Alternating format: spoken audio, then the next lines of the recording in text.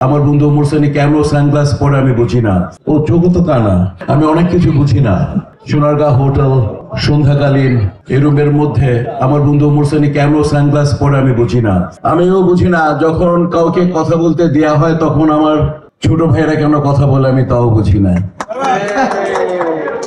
আসলে আমাদের কি বোঝা উচিত সেটা আমাদের বোঝা উচিত যে আমাদের কোনটা কোন সময় বলা উচিত, বোঝা উচিত, করা উচিত। ওমর স্যারই বললো যেমন ও চোখের প্রবলেম আছে, ও চোখ তো কানা, ঠিক আছে, আচ্ছা কনসিডার করা গেল। চশমাটা পরার কারণ হচ্ছে ও চোখে কম দেখে।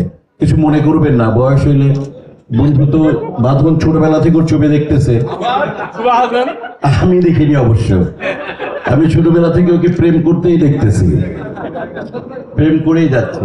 যাই হোক, আজকে যে আবহাওয়াটা তৈরি করে দিয়েছে আমার ভাই শানু, আমি জানি না এই ছবিতে শানুর ক্যারেক্টার কি আছে। আমি বিনয়ের সাথে অনুরোধ করব, শানুর যে বলিষ্ঠ ভয়েস এবং ব্যক্তিত্ব, এই ছবিতে শানুর ক্যারেক্টার তৈরি করা হোক। এবং অবশ্যই এই ছবিতে আমি একটা ক্যারেক্টার চাই, ইকবাল মামা যাতে অবশ্যই শানুর জন্য স্পেশাল একটা ক্যারেক্টার প্লে করে, কারণ শানুর ভয়েসের খুব দরকার আছে, শানুর ব্যক্তিত্বের দরকার আছে, স্ক্রিনে উপস্থিতি দরকার আছে। যে কোনো ভাবে ইকবাল মামা, তোমাকে বিনয়ের সাথে অনুরোধ করলাম, যে কোনো ভাবে শানু, আমি জানি না কোনো ক্যারেক্টার কে ছবিতে আছে, আমি শিওরলি বলতে পারি না, তো শানু আমার ভাই যাতে এই ছবিতে বিশেষ একটা ক্যারেক্টার প্লে করে, এই ছবির জন্য লাভ হবে গ্যারান্টি দিয়ে বলতে পারি। কারণ এই ঘরটাকে একাই কন্ট্রোল করেছে শানু, নেতৃত্বের খুব দরকার আছে এবং ইনশাআল্লাহ আমি দেখতে পারি কারা কন্ট্রোল করতে পারবে।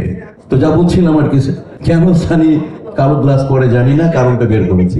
আপনাদের কাছে একটা অনুরোধ থাকবে, আমাদের অনেক বয়স হয়ে গেছে, আমাদের প্রত্যেকের বোঝা উচিত যখন কোনো সম্মানিত লোক সম্মানিত জায়গায় সম্মানজনক কথা বলবে তখন তাকে গুরুত্ব দেওয়া।